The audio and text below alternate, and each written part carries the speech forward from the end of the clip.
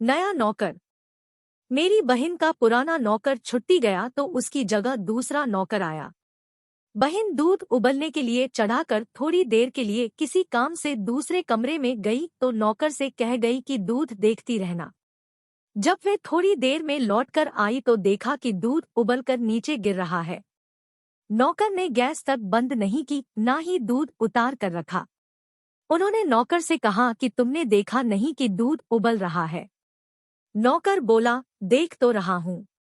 उन्होंने कहा, फिर दूध उतारा क्यों नहीं? गैस ही बंद कर देते। नौकर ने जवाब दिया, आपने दूध देखने को कहा था। बहन चुप हो गई, उससे क्या बहस करती जिसे कुछ समझ ही नहीं। बहन ने बताया कि उन्होंने करवाचौथ का व्रत रखा था, तो शाम के बाद से चौंद निकलने का इंतजार हो रहा था।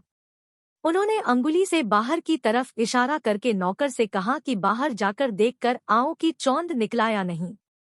नौकर बाहर जाकर देखकर आया और बोला कि चौंद नहीं निकला।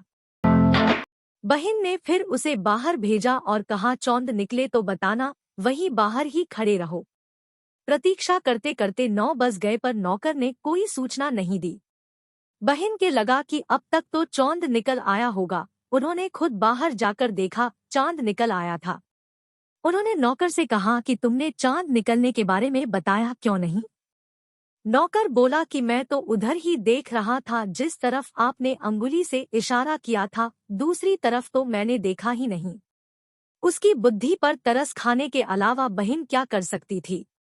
कुछ लोगों में समझ बहुत कम होती है, यह ज्ञान उन्हें मिला। पर बाद में हंसी भी बहुत आई कि ऐसे भी लोग होते हैं।